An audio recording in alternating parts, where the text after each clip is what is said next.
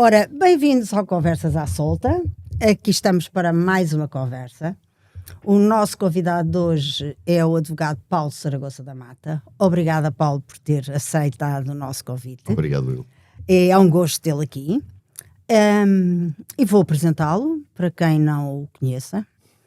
O Paulo é advogado com experiência nas áreas da criminalidade financeira e económica, nomeadamente criminalidade de colarinho branco, criminalidade política, bancária e fraude fiscal. É sócio da firma DLA Piper desde 2022 e membro do Conselho da Agência dos Direitos Fundamentais da União Europeia. É desde 2014 juiz ad hoc no Tribunal Europeu dos Direitos Humanos e concluiu o mestrado em Ciências Jurídico-Criminais na Faculdade de Direito da Universidade de Lisboa, instituição na qual lecionou Direitos Fundamentais, Introdução ao Direito, Direito Penal e Processo Penal, entre outros. Entre outros. Imagino. Tem 3 livros publicados e é comentador regular na televisão portuguesa. A minha primeira pergunta é óbvia. Porquê o direito? Qual foi a inclinação? Porquê? E depois, em particular, o direito criminal. Porquê? Pois, uma é uma resposta séria, a outra menos séria. Ok. Então vamos lá. Porquê o direito? Tenho, desde que tenho memória, um grande sentido do justo. E uma grande vontade do justo. Era uma coisa que de miúdo se via. Certo. Até na partilha, na repartição. Que engraçado. E, portanto, desde muito pequeno tinha essa ideia do justo. Eu lembro-me que o meu pai, que era funcionário da administração pública, tinha, à época, um livro que regulava a vida da administração pública, que se chamava A Gorda, que era a legislação. E, entretanto, havia 1, 2, 3 livros daqueles, e havia um que o meu pai já não queria, e tinha lá em casa, em cima de uma mesa. E eu peguei no livro e passei a andar com o livro sempre debaixo do braço. Ainda não sabia ler. E fingia que lia, abrindo e começando a dizer qualquer coisa a olhar. Ora, eram artigos de leis. Certo. Isto, portanto, por um lado, eu acho que sim, acho que no direito estou bem. Acho que é a área. Se não fosse direito, gostaria muito de ter feito um curso de História. Que não sei se não farei um dia. Acho que sim. Ainda está a tempo. Ainda estarei a tempo. Depois de me aposentar, se calhar, que agora tenho pouco tempo. Ou filosofia. Eram assim as minhas áreas preferidas. Porque o penal é extraordinário. O penal começou logo no início? Não. Eu gostei imenso de cadeiras, aquilo que chamam os cadeirões de direito, de teoria geral. Aqueles que eu odeio. Não, sempre gostei muito daquelas muito formativas, estruturantes. Eu tenho uma mente muito classificativa. Ou seja, eu divido tudo em gavetas. Certo. E sei muito bem onde está cada coisa. Portanto, teoria geral de direito civil, direito das obrigações, direito penal. Mas, inicialmente, eu tinha um prazer muito grande no constitucional, que eu hoje em dia também vou fazendo muito constitucional na parte dos direitos fundamentais, lá está. Constitucional é muito mais do que os fundamentais, bem sei. E direito administrativo, que fiz durante muitos anos. Nomeadamente, apanhei dos últimos processos de indemnização pela reforma agrária. Que engraçado. Tive sorte porque os herdei do meu patrono e fui eu que os acabei. Passado bastantes anos. Lá fora, curiosamente, no Tribunal Europeu dos Direitos do Homem. Engraçado. Houve um alargamento, permita-me só esta pequena história, houve um alargamento do Estamos significado... aqui para contar histórias. Exato. Houve um alargamento do significado de património para efeitos da palavra património num protocolo adicional, salvo erro número 1, à Convenção Europeia dos Direitos do Homem. Património passou a significar mais, ou seja, a abranger também direitos de crédito. Certo. Direitos de crédito ainda não fixados sequer. Modéstia à parte, graças a um processo meu. Que engraçado. Que levou à mudança da jurisprudência do Tribunal Europeu, no sentido de dizer, bem, se é protegido o património, dentro desta proteção também estão os direitos de crédito, mesmo que não quantificados, mesmo contra um Estado. E por isso Portugal foi condenado a pagar. E era o caso daquelas expropriações. Pela reforma agrária. Claro. Foram imensas. Vou-lhe dizer que eu tenho no meu cadastro 4 ou 5 alterações legislativas de que me orgulho muito. Não, mas isso não é cadastro. Isso são medalhas. Mas é verdade. Uma delas foi esta, a nível internacional, e foi a primeira. E penso que serviu de grande estímulo quando sou confrontado com uma impossibilidade dita pelos tribunais ou pelo legislador. Eu não aceito impossibilidades ditas por um tribunal ou pelo legislador. Se não é justo, eu hei de lutar até ao fim para conseguir inverter. E precisamente por isso consegui depois várias outras vitórias que mudaram a lei, inclusivamente uma que alterou um artigo da Constituição da República. Imagino. Qual? 32, número 1. Então, qual é? Direitos de defesa do arguido. Muito bem. Havia uma grande... Veja bem o disparate que é preciso... O disparate de trabalho.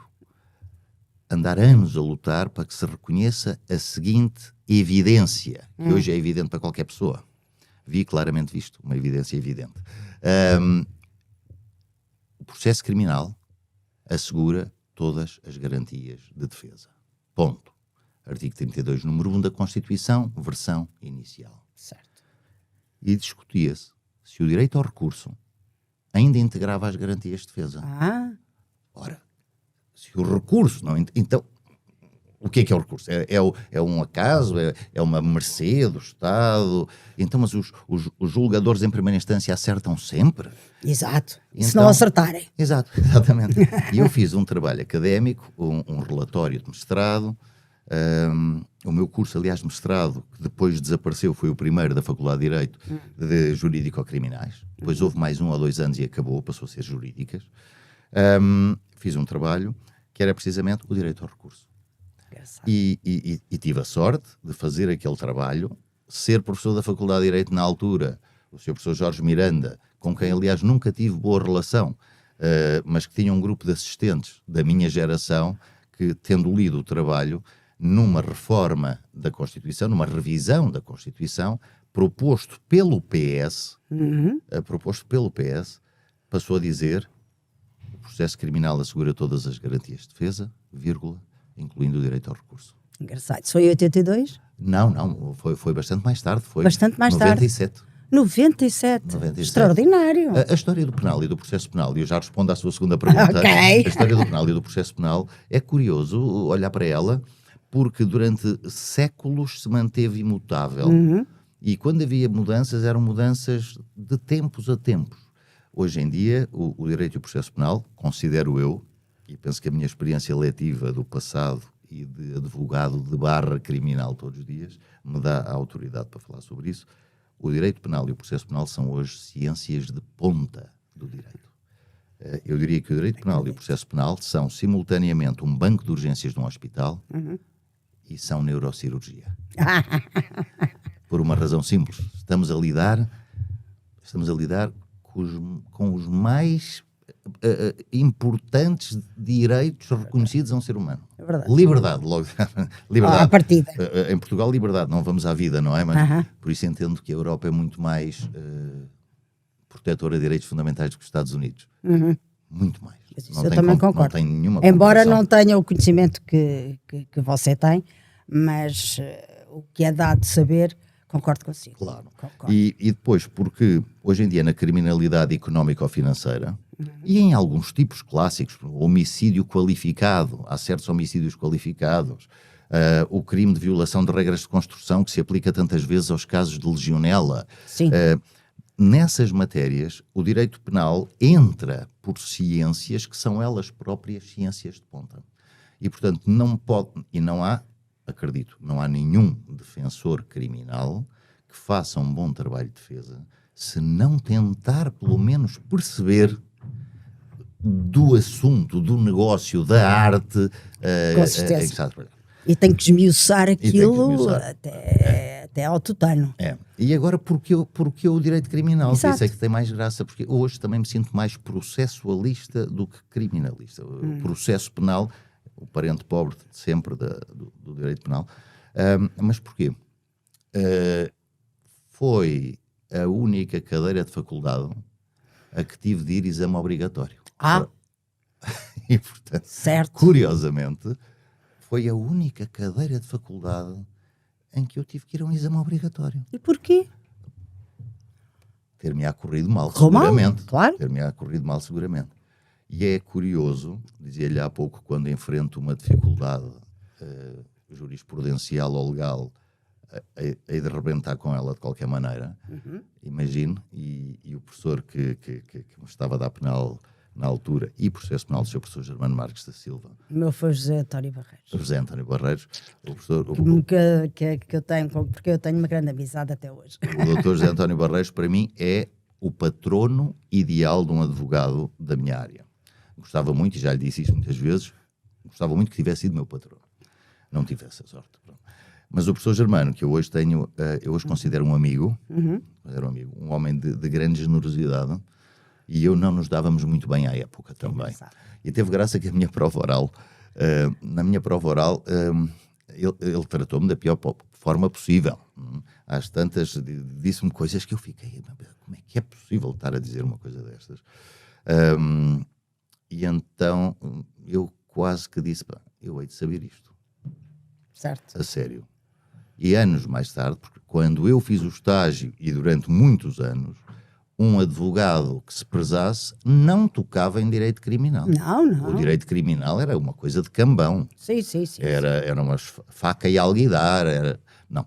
E para eu convencer, na altura, ao escritório a aceitar um bocadinho de crime, eram crimes de cheque sem provisão. Ah, que engraçado. O que tem a sua graça. Claro. Cheques sem provisão, porque aí era um crime mais ou menos limpo. Curiosamente, criminalidade patrimonial, que vem a dar a criminalidade económica ou financeira. Certo. E, portanto, foi assim. Foi assim que vim parar ao direito e ao processo penal. E depois dos cheques sem previsão, a coisa Sim, foi alastrando. foi alargando Foi. o âmbito. Foi. Porque quando eu fiz... Porque já está nesta área aqui há 30 anos. Eu sou advogado há 31 anos. Há 31. E penalista. Comecei a ser primeiro na faculdade, a especializar-me, diria eu, nessa área, mas penal com muita expressão na minha carreira, 2007, 2008. Sim, já são uns bons aninhos. Já são uns bons quase aninhos. uns 20 anos. E é como digo, Mas é uma paixão. Já é uma percebi. paixão. Já percebi. É uma paixão. Embora deva dizer que às vezes me sinto cansado já. Deve ser esgotante. É esgotante, fisicamente esgotante. E mentalmente esgotante também. E essa parte tem duas dimensões. O mental é porque um juiz ou um procurador não tem a proximidade nem à vítima, nem ao arguido que um advogado tem. É impossível. É óbvio. O advogado, seja da vítima, seja o defensor do arguido, tem uma proximidade e é quem dá a cara do direito ao cidadão. Sem dúvida. Portanto, um juiz e um procurador nunca têm isto. Por outro lado, isto custa-me imenso dizer, mas vou dizer porque costumo dizer sempre o que penso. Acho ainda bem. É que a falta de qualidade, técnica, eu vou dizer assim, das profissões jurídicas, advogados, procuradores e juízes, a falta de qualidade técnica é assustadora. E quando eu digo assustadora eu dizia isto aos meus alunos na clássica muitas vezes, eu espero que os meninos e meninas daquela faculdade ali atrás, que era o Hospital de Santa Maria, sejam bastante melhor que vocês. Pois. Senão a população morre toda. E a falta de qualidade é absurda. E a falta de empatia pelo outro é absurda. A falta de consideração da importância da saúde mental para o direito penal em Portugal é absurda.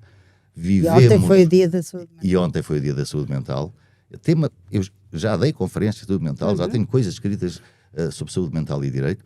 Curiosamente, o direito penal português, que sempre foi um farol do mundo inteiro, Claro. e não foi só na abolição da pena de morte. As pessoas lembram-se da abolição de... Não, em muitas questões, o direito penal português era um direito penal de ponta no mundo. Estivemos à frente muitas vezes. Hoje em dia, temos uma jurisprudência, portanto, decisões dos tribunais, de extrema baixa qualidade. É baixa qualidade ou é conservadorismo? Não tem que ver. Okay. E não é só da primeira instância. E eu digo isto com toda a frontalidade, se aqui estiverem desembargadores ou conselheiros. Aliás, devo dizer, a falta de qualidade das decisões de algumas relações, ou de algumas decisões de todas as relações, ainda é mais aflitiva. Porque estamos a falar de pessoas que são mais velhas que eu, por definição, estão ali nos 60 e terão sido formados no bom tempo, como se costuma dizer, não é? E se era no bom tempo, não admito que escrevam o que escrevem com a falta de qualidade e principalmente com erros lógicos. Não há nenhum defensor criminal que não tenha recebido acórdãos em que não é...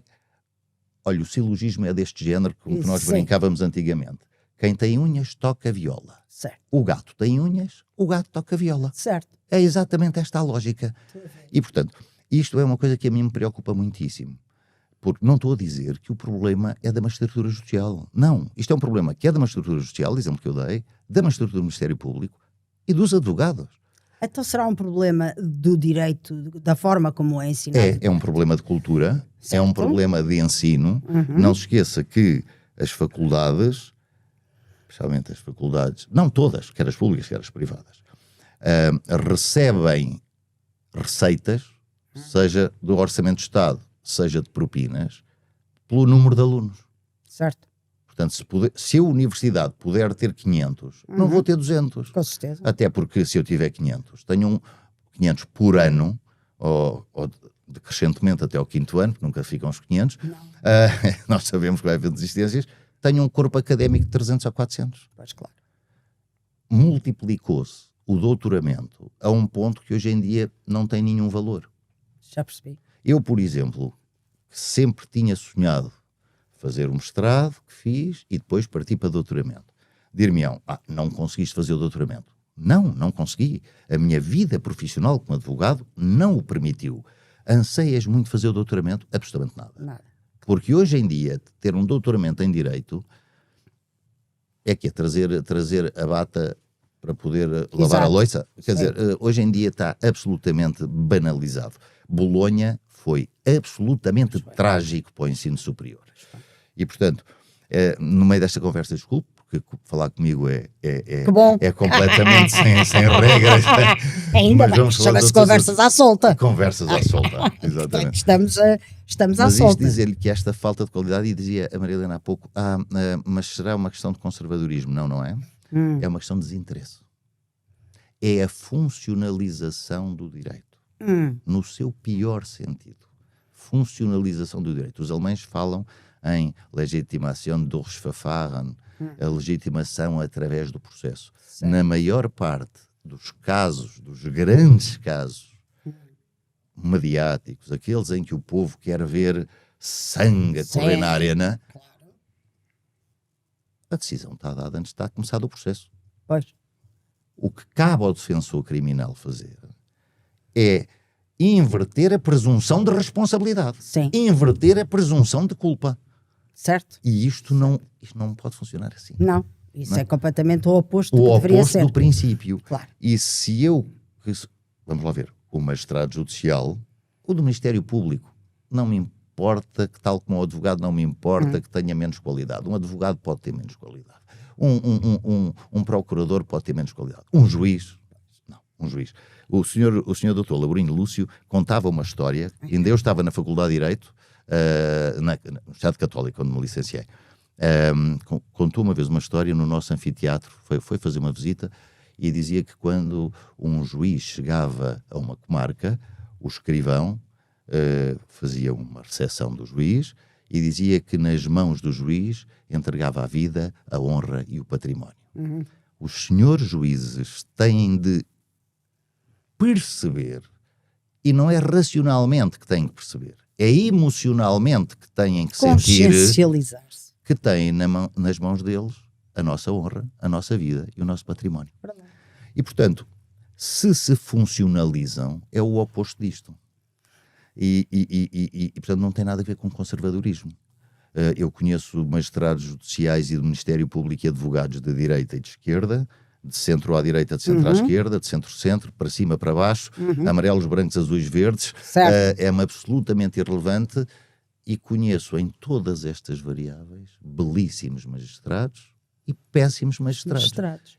Posso lhe dizer que conheço desembargadores de elevadíssima categoria intelectual que continuam a estudar diariamente, tal como juízes de primeira instância.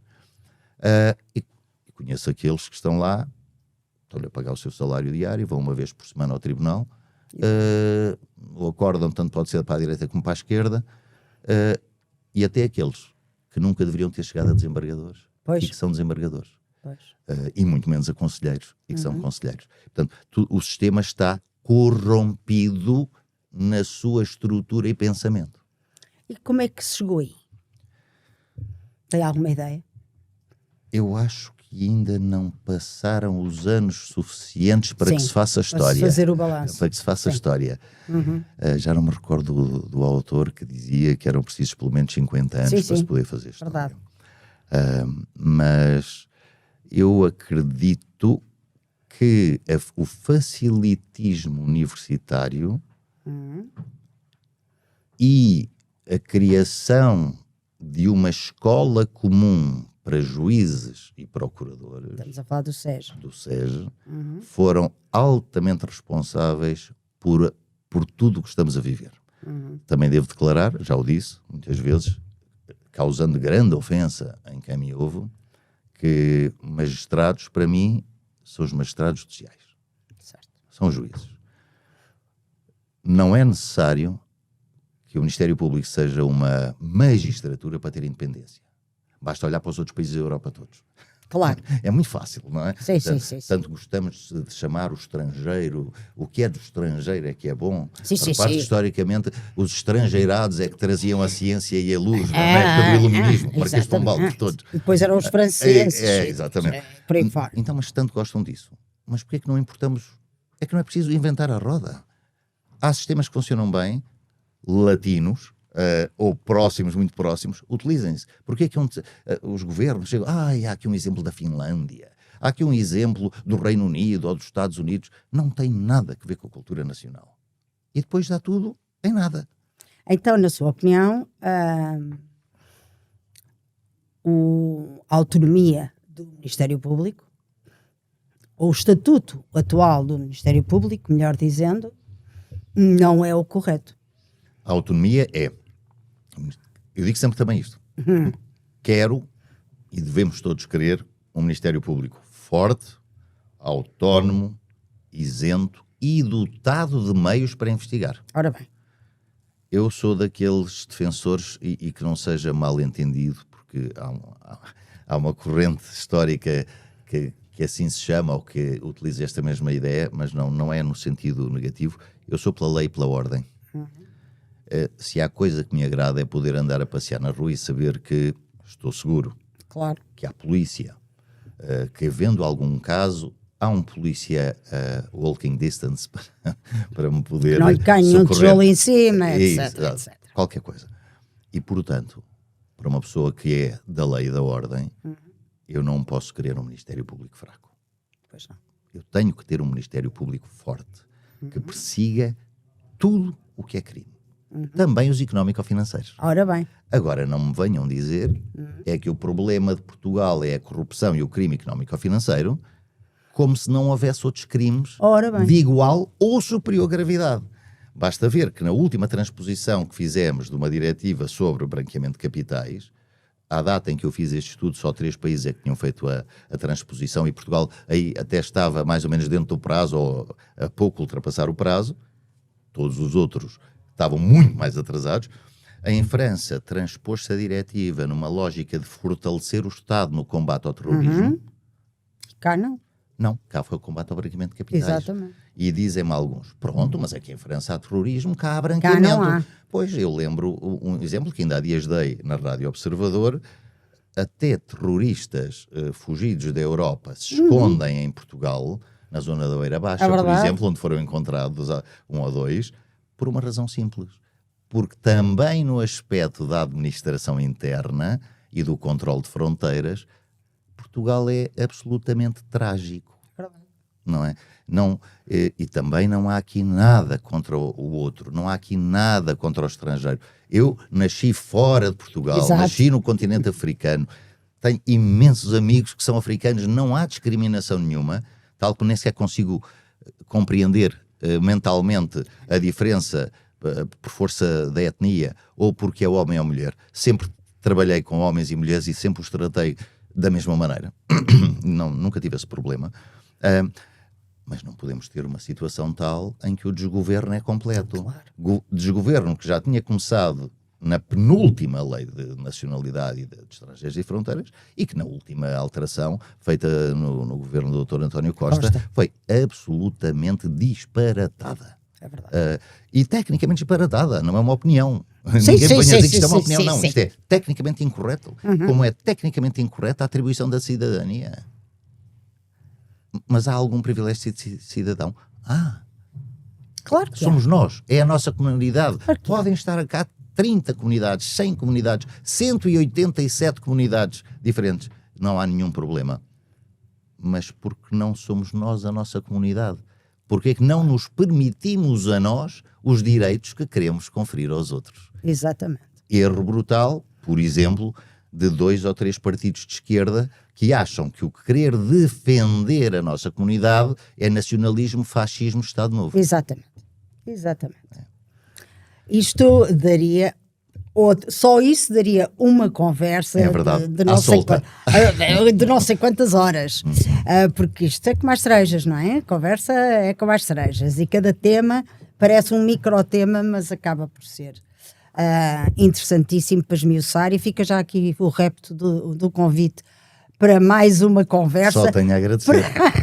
E para nós é que é um prazer para esmiuçarmos mais isto. Mas eu queria voltar a um tema de que já abordou, que é o estado da tutela dos direitos, liberdades e garantias na Europa. Sim. O que é que acha que se está a passar? Olha, A sua opinião? acho que a Europa continua a ser o grande bastião da defesa dos direitos, liberdades e garantias. E ainda bem. Não é? Estamos cá. É verdade, e é uma cultura milenar.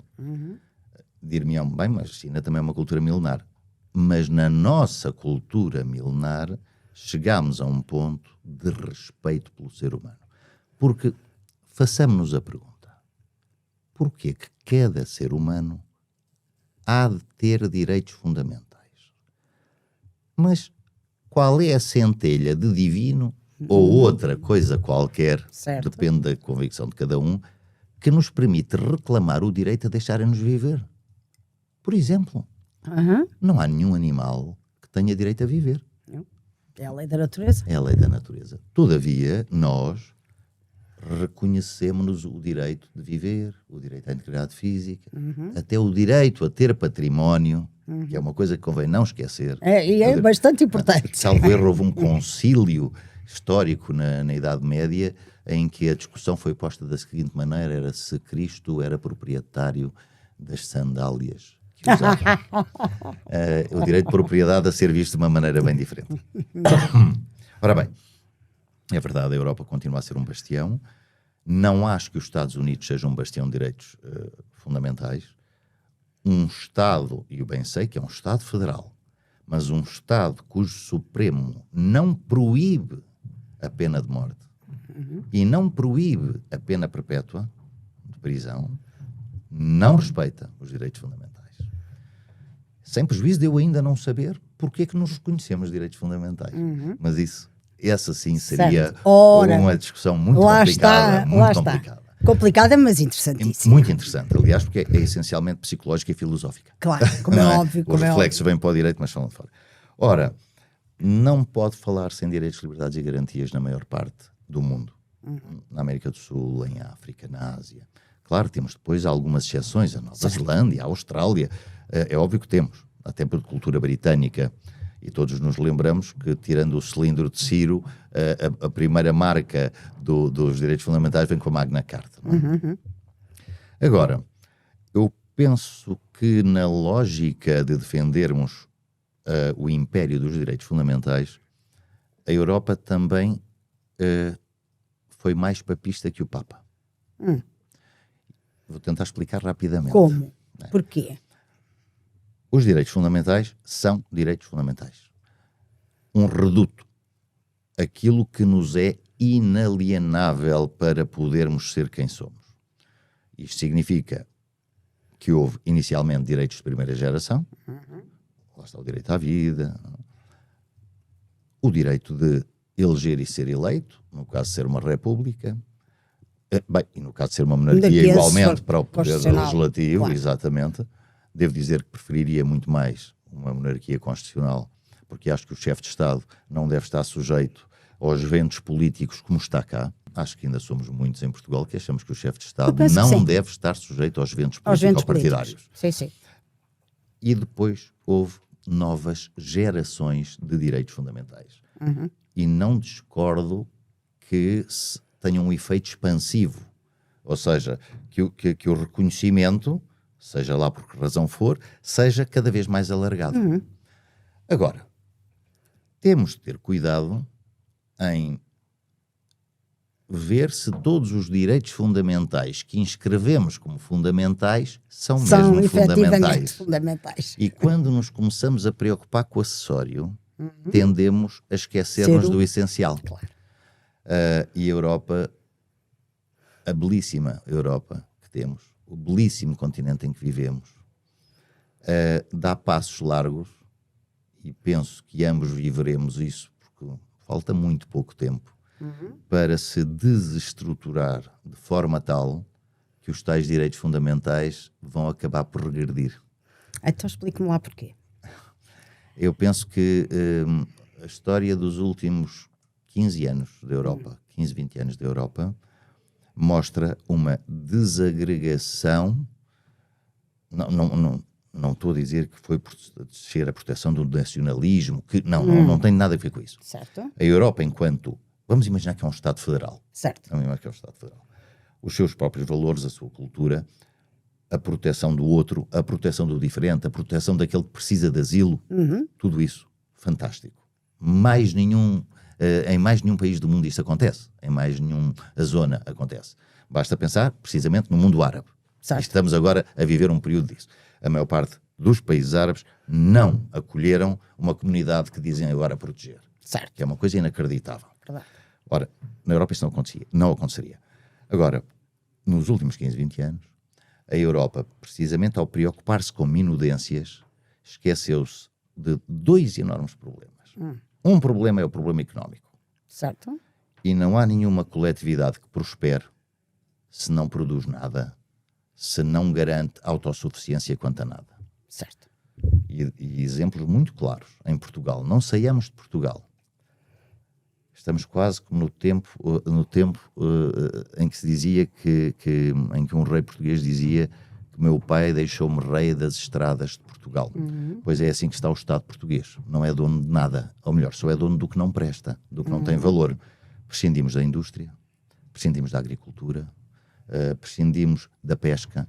E este caminho, e até como evidência de que não defendo só posições de direita, começou com o Sr. Professor Cavaco Silva, em que, a troco de subsídios comunitários, com a adesão à Comunidade Europeia, Comunidade Económica Europeia, fomos desmantelando durante, agora poderei dizer 30 e muitos anos, tudo o que é a estrutura produtiva de um país. Os últimos governos fizeram o favor de entregar a terceiros, sejam Estados estrangeiros, sejam privados, elementos tão importantes como a água, a luz. Não é? E como não temos a sorte de ser um país carregado de pedras preciosas e petróleo, nesse aspecto já éramos dependentes. Pronto. Esta é uma das vias. Segunda via, a defesa comum. Aí são precisamente, mais uma evidência de que não defendo só posições de direita, os nacionalismos não permitiram criar uma defesa comum, tal como não permitiram verdadeiramente criar uma justiça homogénea. Não digo que tenha que ser comum, mas homogénea. Onde é que há homogeneidade? Na perseguição ao crime económico ou financeiro. Exato. Parece isso que é o que aí nos preocupa, é pacífico. Mas já não há uma homogeneidade, por exemplo, no combate ao terrorismo. O não haver uma defesa comum fragiliza a Europa a um ponto tal que, se neste momento houvesse um ataque externo, viesse de onde normalmente se teme que venha, ou de outro lado qualquer, a Europa capitulava em uma semana. Sem dúvida. Dou um exemplo. A Ucrânia. Resiste um país que é David contra Golias, neste momento, e resiste de uma maneira Incrível. que é admirável. Sem dúvida. É admirável. Sem dúvida. A Europa não resistiria. Não. Não só porque não tem os meios, mas porque não tem o ânimo. Os europeus, e quanto mais novos nós somos, os europeus, quanto mais novos nós somos, menos temos a visão de que a defesa comum faz falta. Até porque eu nunca vivi nenhuma guerra no continente europeu. Aliás, a minha mãe nunca viveu nenhuma guerra no continente europeu. Pois, a minha mãe viveu. Pronto, Também o meu pai também. O meu pai também. A Segunda Guerra. A Segunda Guerra Mundial. Aliás, começando logo com a Guerra Civil de Espanha. Exato. O meu pai. E, portanto, nós não... Eu não diria que nós. Eu acho que disso tenho bastante consciência, mas pela minha história pessoal, por ter passado por algo semelhante noutro continente. Mas a nossa juventude só tem direitos. Não tem deveres. Não tem deveres. Não há nenhum dever. Os pais dizem, não, tens que estudar, ter boas notas. Muito bem, pronto. E está feito. É isso mesmo. Trabalho comunitário, trabalho cívico, serviço voluntário, tens que passar por isto. Exatamente. Escolhendo a área. Aos hospitais, aos bombeiros, aos sem-abrigo. E, portanto, esta falta de dedicação a causas comuns. É preciso ver, o português, é a minha análise, se calhar sou muito injusto, nunca foi um povo que se movesse por ideais comuns. Nós não pomos 3.000 pessoas na rua por uma causa que leva os espanhóis a porem 3 milhões. Nem pouco mais ou menos. O português não tem esta... Não é por natureza. Não é por natureza, mas os povos são aquilo que os educam a ser. Se não se educa um povo à importância do bem comum, à dedicação à causa comum, não vai ser, até porque, claro está, cada um pensa na sua vida, nos seus bolsos, na sua barriga. Claro, claro. Então, parece uma coisa mais ou menos natural. Devíamos educar para o bem comum. Mas eu penso que o português, e esta é a minha opinião, gosta muito de ter um paizinho. Claro. E está habituado a ter paizinhos. Claro. E alguém faz as coisas por eles. E, portanto, não é preciso lutar por nada, não é preciso sair para a rua, porque as coisas vão se resolver. Desde que eu tenha comidinha na mesa e possa ir ao futebol, está tudo bem. Está tudo bem. E isso O comodismo, enfim, não sei. somos inertes. Somos inertes. Somos. Ora, se politicamente convém aos poderes que estejam em cada momento, e num sistema de partidocracia como temos hoje em dia, que é uma autêntica partidocracia, a democracia que temos é uma democracia muito curiosa em Portugal. Já lá vamos, que eu também quero saber. É muito curiosa em Portugal. Ou se quiser, vamos já. Eu sou bastante crítico do sistema de partidos que temos. Sim. E as pessoas dizem, então queres o quê? Qual é a saída? Qual é a solução? Já lá vou. Exato. Estava a dizer que se em termos políticos pode convir ao poder ter um povo inerte, eu penso que a nenhum poder podia ser conveniente ter uma sociedade civil inerte, despreocupada com a terceira idade, despreocupada com as florestas como tem sido. A floresta é um bom exemplo. Enquanto a sociedade civil não interiorizar que o ambiente em geral, mas as florestas são uma fortuna nacional, São uma grande riqueza. Escusam de gastar dinheiro a tirar toneladas e toneladas de euros para cima do problema, porque nunca o vão resolver. Não. E nós temos políticos que, em regra, tiram dinheiro para cima dos problemas. Mas isso é o que tem acontecido. Sempre, não é? Sempre. Não há uma resolução do problema pela base. Não, eu ainda sou do tempo em que havia planos de fomento. Certo. Lembro-me bem, até os tinha todos lá em casa, que eram do meu pai, e de vez em quando ainda folhei um ou dois planos de fomento dos anos 60, finais dos anos 70, E é impressionante porque eram planos de fomento há 10 anos. Claro. Sabia-se o que se queria fazer, Claro. estava ali tudo. Nós- Bem sei que nós vivíamos outro tempo, mas pensava-se o país. Mas a Maria Helena disse finais da década de 70. Exatamente. E eu lembro-me que já em meados da década de 80 havia também regras que eram cumpridas, projetos que eram cumpridos, ideias que tinham um destino. Exatamente. Era algo que se discutia na faculdade quando eu dei tive aulas de Direito Constitucional, perdão, que era qual é o projeto de Portugal? Exato. Porque O que é que nós queremos ser? Findas as colónias, Exatamente. Portugal já não poderia querer ser um império, não poderia nada. Portanto, qual é o nosso caminho? Também foi o seu professor Jorge Miranda que me ensinou isto. Nós não temos projeto. Claramente o país não tem Não projeto. temos desígnio. Primeiro eram as colónias. Acabaram as colónias, foi conseguir entrar na União Europeia. Estando dentro da União Europeia, é conseguir o máximo de fundos pecuniários perdidos, porque vamos mantendo aquela situação que se viveu no passado, em que venha ouro do Brasil, especiarias da Índia, que a corte vive bem e o povo não vive mal todo. Pronto, dão-se umas moedinhas Exatamente. e tal, e está tudo calmo. Deixe-me ir à sua pergunta provocatória, que eu não gostava de acabar sem dizer isso. À vontade. Sabe que eu acho que a pobreza, e não é só a pobreza material, se calhar a indigência mental ainda é mais do que a pobreza material, Sim, sim. só convém à política, É quem está no poder. a quem está no poder ou quem não estando quer estar. Quer estar. Por uma razão. A pobreza material satisfaz-se com umas esmolas dadas de vez em quando. E vão votar em quem? Como tem muito pouca memória, o povo tem pouca memória, não Cada é só vez cá, menos. cada vez menos, mas é algo que sabemos, os Mas povos está têm pouca estudado, memória. está estudado. O último a dar as moedas é o que leva É o ao melhor voto. de todos. E não é preciso fazer grandes esforços, porque lembramos todos de quem oferecia viagens, quem oferecia eletrodomésticos, quem... Varinhas mágicas e torradeiras. Exatamente. E quem contratava a nível das idealidades para os serviços da Câmara. E quando Exato. confrontado com isso, dizia, mas eu tenho que fazer isto, porque senão as pessoas não têm onde trabalhar.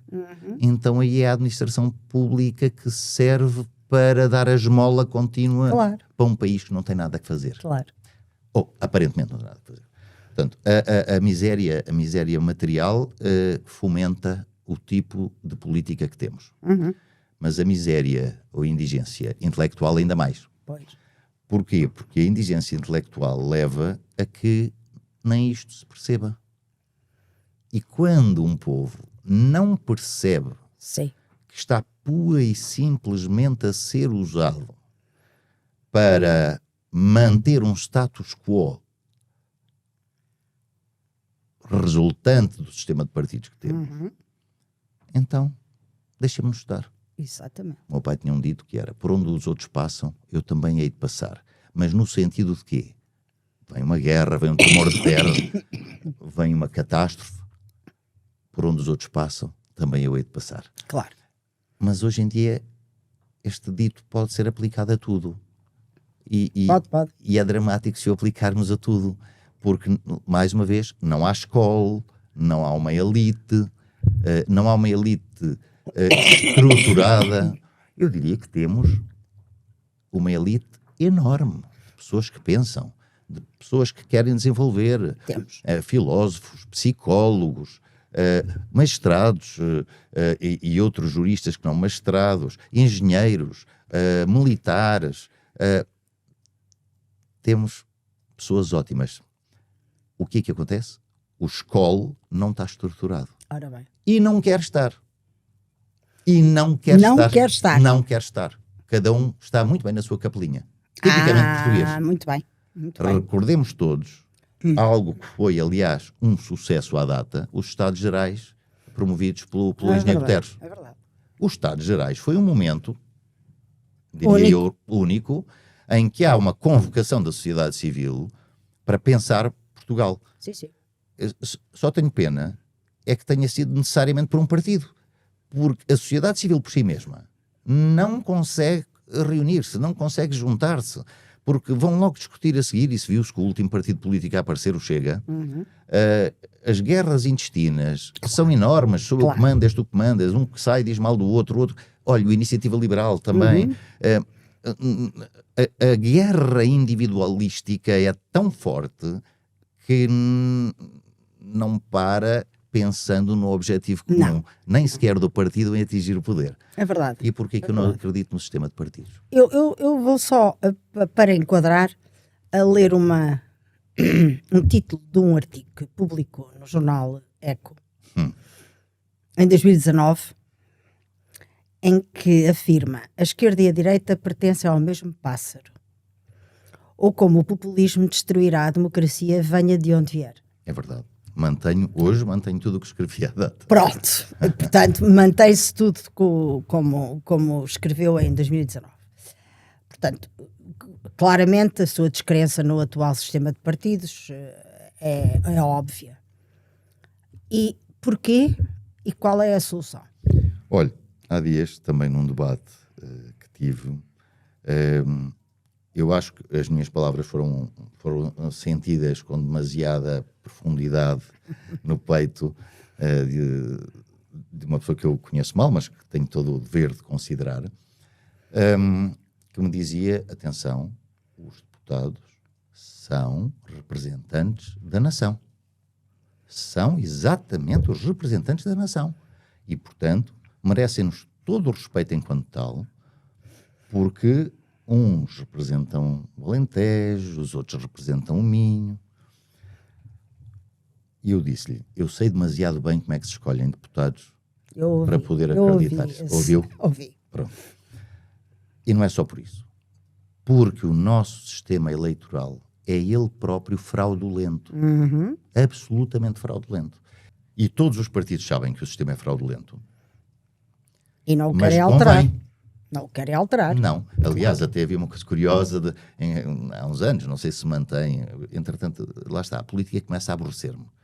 E, portanto, tento viver fora de cá. Ou seja, vivo cá como se vivesse fora. Às vezes é impossível porque a realidade entra pelos olhos adentro, não é? Exato. Mas o PSD e o PS, enquanto grandes forças históricas de alternância, quando estavam no poder queria uma coisa quando estava na oposição queria a outra coisa o outro. E, portanto, convém-lhes o sistema eleitoral que temos. E o sistema eleitoral que temos tem muitos problemas. Não é só, as pessoas dizem, não há círculos uninominais, não tenho o meu deputado a quem chamar à pedra. Não tem, há problemas muito mais graves de que não se fala. Então, por exemplo, a distribuição proporcional dos eleitos. Certo. Nós não podemos ter um deputado que tem um peso, o seu voto tem um peso a nível nacional de 5, 6, 7, 10 vezes outro. Claro. Isto não faz sentido. Não. Tem que haver uma representação proporcional. Porquê que não agrada? Porque grande parte do país vive na faixa litoral ocidental e em cidades grandes.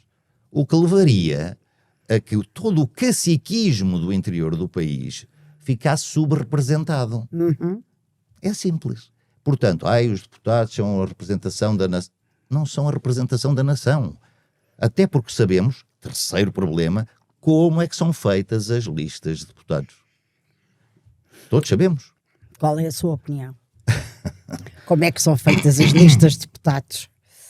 A minha opinião é que as listas de deputados são prebendas dadas a quem durante os períodos intereleitorais faça uma boa defesa do partido naquela circunscrição. Certo. Segundo critério, aquele que possa render mais votos. Não estou a dizer, não me ponham ações de responsabilidade civil por difamação, nem queixas-crime. Não estou a dizer que isto é verdade. Não estou. Estou a fazer um exemplo ad absurdum. Entre um homem capaz, inteligente, com uma ideia, mas que rende 5 votos, e um totalmente idiota, que não diz 2 para a caixa, mas que em vez dos 5 votos traga 500, quem é que o partido vai escolher? Aquele. É a regra. Claro. E enquanto tivermos este pensamento, também não vamos lá. Como é que isto se muda? Antes de mais, Eu não tenho varinha mágica, que senão seria eu o ditador, não é? O ditador não, ou o salvador, quem sabe? Não, sabe, eu há uns anos atrás tive uma muito má experiência de ligação aos dois maiores partidos. Ligação no sentido de que fui apontado por um, com a concordância do outro, para um cargo público. E correu-me tão mal, que eu tomei uma decisão firme. Nunca me sujeitarei a uma eleição. Nunca. Segundo, nunca desempenharei um cargo público em Portugal. Meu Deus, mas isso é muito radical. É radical.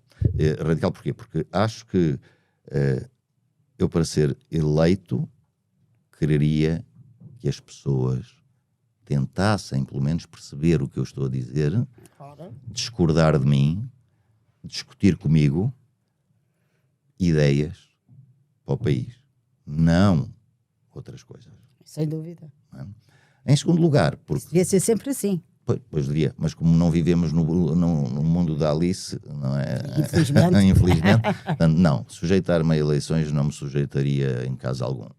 Exercer um cargo público em Portugal é ser um tiro ao alvo para as oposições e para a comunicação social.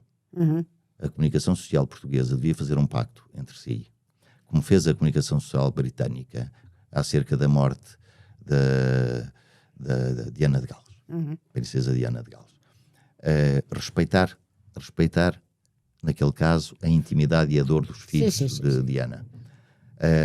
Devíamos fazer um pacto muito importante para a salubridade do regime entre os órgãos de comunicação social, em se preocuparem em dar notícias.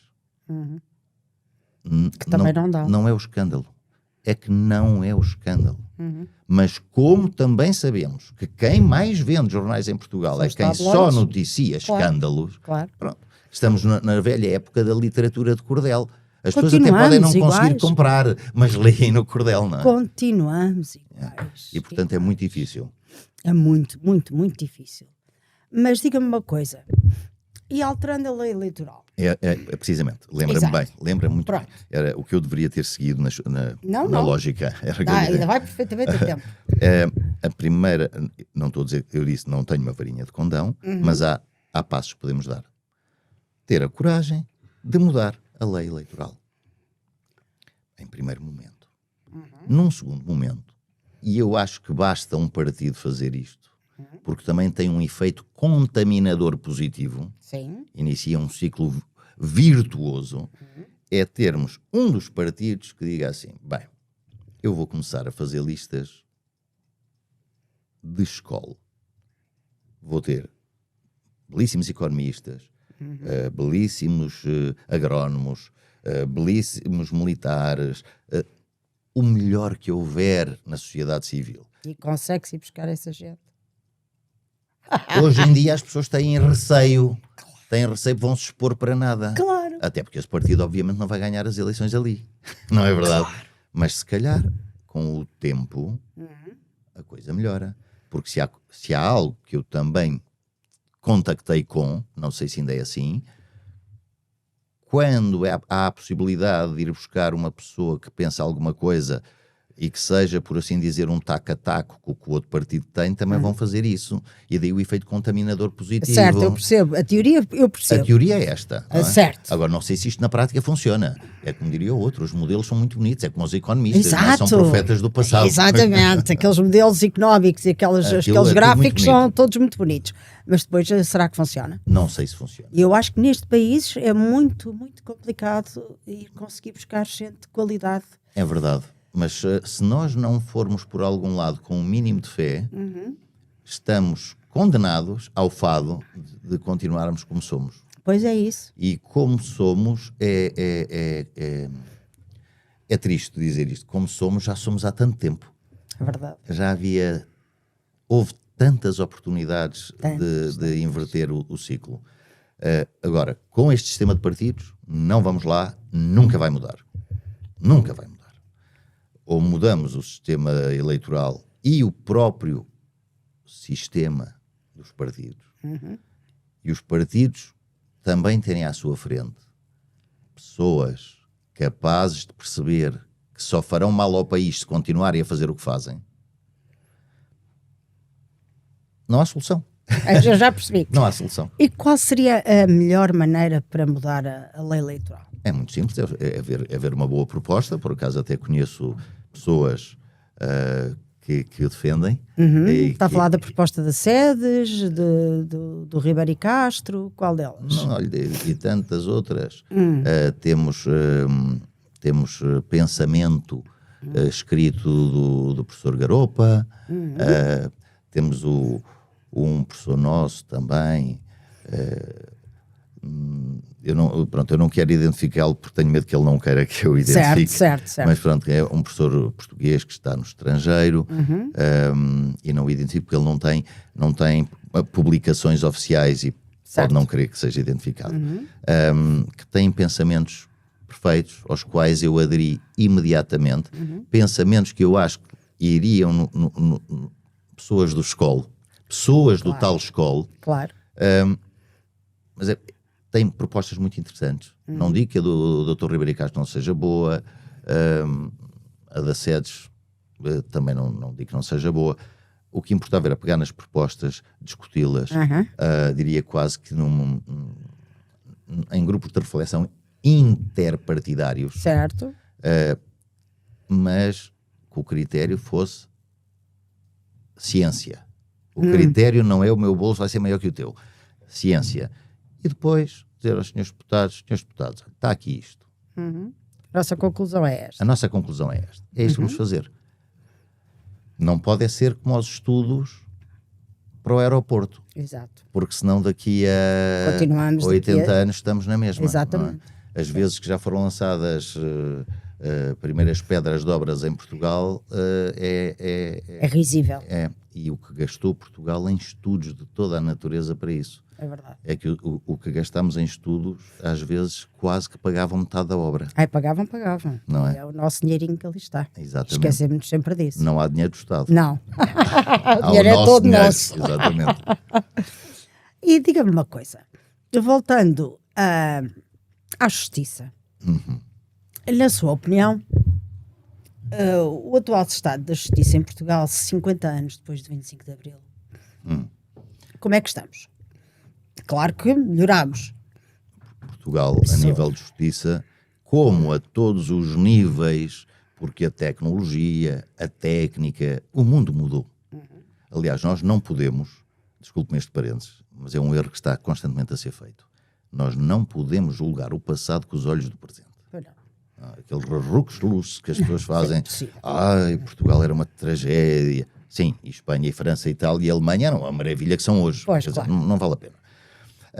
A justiça melhorou, claro, como todas as outras áreas, sendo certo que não melhorou tanto como eu, olhando para trás, acho, Portugal é um país de achismos, acho, que poderia ter melhorado. Nomeadamente. Eu reconheço que há sempre falta de meios. Até reconheço isso lá em minha casa. Claro. Porque se eu ganhar o dobro do que ganho hoje, crio necessidades que vão ser completadas com aquilo. E, portanto, acho um argumento batido, sem nenhum interesse virem com a falta de meios. E as corporações, e chamo-lhe mesmo corporações, vêm sempre com a falta de meios. Certo. E invoco um estudo que saiu em 2020, salvo erro, sobre o qual já escrevi, em que na mediana de 50 Estados, o Conselho da Europa e 3 observadores, Portugal está sempre na mediana ou acima da mediana. Claro. No investimento na justiça, no número de procuradores, no número de juízes. Olha, no número de advogados é do género 4 vezes mais do que a mediana. É uma loucura. Lá está a questão das faculdades que falámos há pouco. Portanto, obviamente que nunca haverá os meios todos que queremos, mas não podemos continuar a dizer que não há meios. Claro. De todo. Não. Houve muitos meios durante estes anos. Que não houve, por exemplo, para a polícia. Basta ver isto. A maior esquadra de Lisboa, que será, por definição, a esquadra que mais impacto tem a nível nacional, há tempos, tinha, salvo erro, 2 carros que funcionavam. Pois. Nós não, lá está, não podemos pedir à polícia que atue quando não tem meios. Não, exato. E eles são os de proximidade, eles são os primeiros. Não somos nós advogados, nem os procuradores, nem os juízes. Portanto, eles são os primeiros. Portanto, nos meios melhoramos. Só que, como dizia há pouco, na cultura jurídica pioramos. E foi uma queda, foi o que os franceses chamam uma degringolada, não é? Exato. Foi do topo para a base. A qualidade jurídica média baixou imenso. Ao baixar imenso, é natural que o produto final também seja mais seja fraco. mais fraco. Claro. Se nós só utilizarmos para fazer chouriços carne de quinta, o chouriço é um chouriço de quinta. Claro, Não podemos ter um chouriço gourmet com carne de quinta. claro. E, portanto, garantir uma formação contínua aos senhores magistrados. Garantir inspeções verdadeiras aos senhores magistrados. Garantir exames rigorosos aos senhores advogados. Garantir processos disciplinares efetivos a todas as profissões jurídicas. Porque isto é the broken window theory. Isso. Se nós temos ali uma janela partida que ninguém conserta, alguém atira a pedra e parte a parte segunda a outra. janela, e a Claro. terceira e a quarta. E, portanto, acho que as corporações, a dos advogados, a dos procuradores da República, a dos juízes, as três corporações deviam implementar efetivamente instrumentos de melhoria de qualidade. As inspeções reais, a formação contínua. Repara, um piloto aviador, para garantir a vida de quem vai dentro do avião, Conheço bem. não só fazem formações contínuas, fazem exames contínuos, não Sim, só à sua condição E muito física, mas ao seu rigorosos. conhecimento. E muito rigorosos. E muito rigorosos. Quando um jurista sai ao fim da sua licenciatura na Alemanha, faz um exame de Estado que é absolutamente aterrorizador, aquele exame. Mas fazem-no. Portugal tem ido no sentido contrário. O tal facilitismo. E então, eu diria, e isto tem-me acontecido várias vezes, e não é só nas corporações, não vou só dizer nas corporações, eu tenho frequentado ações de formação. Eu gosto de me ir formando, Claro. até em áreas que não são a minha. E quando eu estou a aprender uma coisa nova, chamemos-lhe assim, Sim. e eu próprio percebo que aquilo não tem o mínimo de qualidade, porque aquilo eu já sabia, e basta abrir um vídeo, tenho que lhe contar basta abrir um vídeo para ficar a saber aquilo que a pessoa me está a dizer. Eu acho ridículo. Pois. E quando se paga para ter formações como aquelas, Não vale a pena. não vale a pena. Olha, eu tenho por mau hábito, quando discordo de uma proposta de lei, Sim. ou quando sei que vai haver uma proposta de lei, eu escrevo ao Parlamento enviando aquilo que eu considero que juridicamente é correto e apontando aquilo que juridicamente é claramente incorreto. Gabe-lhe a paciência. É serviço público. É serviço público, mas gabe-lhe a paciência, porque duvido que alguém leia. Eu também duvido que alguém leia. Mas... Olha, eu lembro-me que o senhor doutor, o senhor juiz, deputado à data, Negrão, Sim. Fernando Negrão, amavelmente sempre me respondeu com uma carta até de agradecimento. Eu mando, está lá no site, pode ser que um dia alguém que faça arqueologia jurídica vá ler. Mas também aqui eu acho que poderíamos ser dúzias, Claro. centos de Em vez de juristas só a fazer isso, não é? Mas encontrei uma proposta de lei que claramente não foi lida por quem a votou. Claramente não foi lida por quem a votou. Os erros são clamorosos, as remissões de um número para o outro, Está tudo mal. tudo mal. Mas que tinham uma coisa extraordinária, como fontes bibliográficas. As fontes bibliográficas Sim. invocadas pelos parlamentares que fizeram o trabalho e que constam do site do Parlamento Sim. como fontes bibliográficas daquele diploma, são 5 fontes bibliográficas, 4 delas da Wikipédia em português do Brasil. Não acredito. Se os portugueses soubessem como se faz a legislação... Ai, meu Deus. Isso até me dói. Mas imagina-me... Ai, meu Deus. Eu quando vi que as fontes bibliográficas das 5, 4 eram textos da Wikipédia. Eu digo, desculpa, Não é normal. pera, E está visto que ninguém leu aquilo. ninguém leu, claro que não. Ninguém Volta leu de cruz. Claro que sim. Pois, não Claro pode que sim. ser, não Mas disto, a menos que tenham tirado do site do Parlamento. Mas, Com vergonha. Mas eu Se escrevi. fosse eles. Mas sabe que eu escrevi sobre isso. Portanto, eu tenho um texto que tem o link que mostra isso. Bom. Pronto. Pronto. Entretanto, o link pode dar page not found. Exatamente. Não é? Mas- Erro 4.0. Exatamente. Portanto, é uma situação que eu acho que antigamente dizia-se, se tu soubesses como se faz qualquer coisa, não comerias. Exato. Se os portugueses soubessem como são feitas certas coisas do mundo do direito... A produção legislativa é muito fraca. Muito fraca. Isso, Maria Helena, é a só isso legislativa, dava um programa. é a legislativa que é fraca, Pois, a jurisdicional que é fraca, fraco. é também da parte dos advogados. Muitas vezes vêm-se coisas clamorosas escritas por advogados, assinado por alguém que tem uma cédula profissional que o credencia. Não pode escrever certas coisas. Claro. Portanto, é essa. Eu diria, não. Vamos lá. Só uma última frase que eu acho que tenho que dizer. Não, isto não é pessimismo. Até porque eu tenho muita fé que num momento qualquer haja um clique, Sim. não sei de onde ele venha, pode Deus Nosso Senhor descer à terra outra vez, qualquer Exato, coisa, enfim. que aconteça e ponha a máquina a funcionar outra vez. Uhum. Como deve ser. Ou como nunca. Ou como nunca. Isto é um relato, como lhe dei com o último exemplo, é um relato efetivo, claro, do que se passa. Certo. É Certo. que eu acho que não há nada que lhe tenha dito de factual que eu não consiga fazer evidência. Claro. Por uma razão simples. Porque sendo eu um processualista, preocupo-me com ter evidência do que digo. Já percebi. Paulo, eu ainda tinha aqui montes de perguntas para fazer. Peço desculpa, é que eu sou muito Não, anárquico. é ótimo, foi ótimo. É ótimo, mas acho que acabámos o nosso tempo. Fica mais uma vez o repto para uma outra conversa, Muito bem. para esmiuçarmos aqui mais umas coisinhas, até porque houve um governo que caiu por causa de um processo.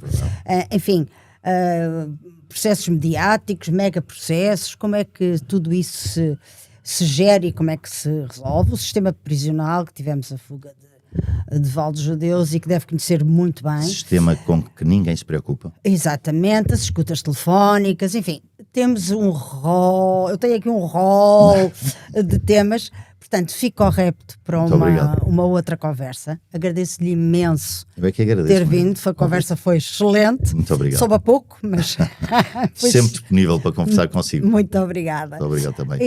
E nós, sigam-nos nas redes, sigam-nos no YouTube, ativem o sininho, partilhem o podcast, partilhem com os vossos amigos e conhecidos e vemo-nos em breve. Obrigada.